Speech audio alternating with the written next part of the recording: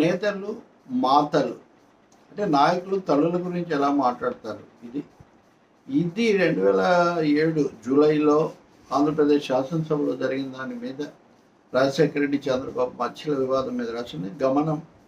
ఆంధ్రజ్యోతిలో నేను సుదీర్ఘకాలం రాసినటువంటి నా శీర్షికలో ఆ రోజు రాసింది నేతలు, మాతలు. రాజశేఖర రెడ్డి ఏదో విషయం మీద వాగ్వివాదాలు ఎప్పుడు అవే కదా, దాని మీద మాట్లాడుతూ నేను రేపు సమాధానం ఇస్తాను, నేను చెప్పేది వింటే అమ్మ కడుపున ఎందుకు పుట్టానా అని విచారిస్తావు చంద్రబాబు ఏదో అన్నాడు. అమ్మ కడుపున అన్నాడని ఎందుకు ఆ మాట్లాడటం అందరూ తప్పు పట్టారు. చంద్రబాబు నాయుడు కూడా చాలా ఆగ్రహం, ఆవేదన చెందారు. ఆ తర్వాత రోజు రాజశేఖర రెడ్డి తర్వాత రోజు 1-2 రోజులకు ఆయన దాన్ని ఉపసంహరించుకున్నారు. ఇంకేదో మాట్లాడారు అనుకోండి. అదే నా దాంట్లో ఉన్నది. చంద్రబాబు తల్లి అయితే ఒక తీరు, నా తల్లి అయితే ఒక తీరు కాదు. ఎవరైనా అమ్మలందరూ కూడా గౌరవనీయులే. నేను ఆ ఉద్దేశంతో అనలేదు, ఏదో అన్నానని ఆయన ఏదో చెప్పారు. ఈరోజు మళ్ళీ నాకు కామెంట్స్ పెడుతున్నారు కొంతమంది. చంద్రబాబు నాయుడు ధర్మవరంలో నీ అమ్మమ్మ మొగుడు అన్నాడు, దీని మీద మీరేం స్పందించరా? చంద్రబాబు మాట్లాడితే మీకు ఏం కనిపించదా? ఈ పద్ధతిలో మళ్ళీ నన్ను సవాల్ చేస్తున్నారు. తెలియజేస్తుంటారు కదా.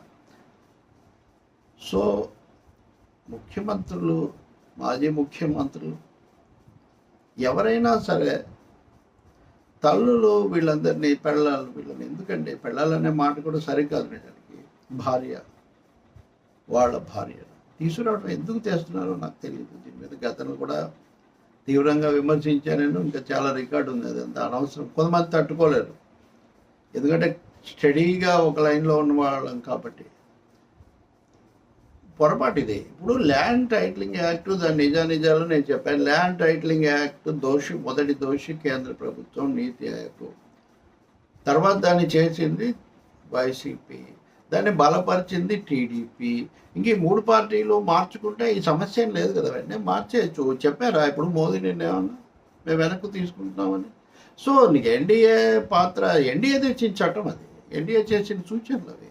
నిన్న నేను చూపించా కదా. చాలామంది సవాళ్ళు చేస్తుంటారు, చూడరు, దాని మీద మాట్లాడండి అని. నేను జగన్ బ్రహ్మాస్త్రం, నా పథకాలు మీ పథకాలన్నీ ఆగిపోతాయి అంటున్నాడు అని చెప్తే వెంటనే కామెంట్స్ బ్రహ్మాస్త్రం, చంద్రబాబు బ్రహ్మాస్త్రం ల్యాండ్ టైటిలింగ్ యాక్ట్ అని ఆయన అనుకుంటున్నారు. కానీ అది నిజంగా అంత పనిచేస్తుందా లేదా? గ్రామాల్లో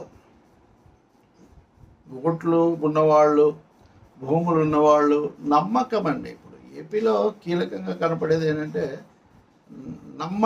మాటలు వాటిని నమ్మకం ఎవరి మీద ఎక్కువగా ఉంది అనేది ఒక కీలకమైన అంశంగా ఉన్నట్టుంది నేను విన్నదాన్ని బట్టి. ఇంతకంటే దీన్ని నేను ఎలాబరేట్ చేయను. మనం కొంతమందిని నమ్ముతాం, కొంతమందిని నమ్మం. ప్రజలు కూడా అంతే. కారణం ఏదైనా సరే, ఏ కోణంలో అయినా సరే. ఇంతకంటే ఎలాబరేషన్ మనం పోలింగ్ తర్వాత పెట్టుకున్నాం. నమ్మకపోవడం అనేది ఒక ముఖ్య అంశంగా ఉంది. ఇక్కడ ల్యాండ్ టైటిలింగ్ యాక్ట్ గురించి విమర్శించండి, తీవ్రంగా కావాల్సింది చెప్పండి, ఉదాహరణలు చెప్పండి. అలాగే పయ్యావుల కేశవ్ మాట్లాడింది మా విధానం కాదు, పొరపాటు అనుకుంటే అది చెప్పండి. అంతేగాని అమ్మ మొగుళ్ళు ఎందుకండి? వెంటనే ఇప్పుడు నేను ఇందాక వేరే చోట చెప్పినట్టు వాళ్ళు ఫ్రస్ట్రేషన్లో ఉన్నారని, వీళ్ళు ఉన్నారని, వాళ్ళు ఇదంతా ఎక్కడికో తీసుకుపోతున్నారు. అసలు ఇక్కడ భూములు అనేవి కార్పొరేట్ల పరం కావటం అన్నది ఇక్కడ కీలకమైన అంశం. అవి వైసీపీకి రావు, టీడీపీకి రావు. సమస్య ఏంటంటే ఎవరో వచ్చి తీసుకుపోతాడు, అంబానీలో ఎవరో. అది ఇక్కడ జరుగుతుంది. అదానీలు, అంబానీలు తీసుకున్నారు కదా. కాబట్టి ఇప్పుడు ఎవరి మీద ఆగ్రహించాలి? చంద్రబాబు నాయుడు కోప్పడదలుచుకుంటే కార్పొరేట్లా కట్టబెడుతున్నాడు. ఆయనది కూడా కార్పొరేట్ మార్గమే కదా, కాబట్టి ఆయన మాట చెప్పలేడు, ఇంకేదో మాట్లాడాలి. సో కృత్రిమంగా ఆవేశాలు పెంచడానికి ప్రయత్నం జగన్మోహన్ రెడ్డి చేసిన, పవన్ కళ్యాణ్ చేసిన, చంద్రబాబు నాయుడు చేసిన అది చాలా పొరపాటు. అలాగే విషయాలను స్పష్టంగా వివరించకుండా తిక్కమక్క పెట్టడానికి, అనుమానాలు సృష్టించడానికి.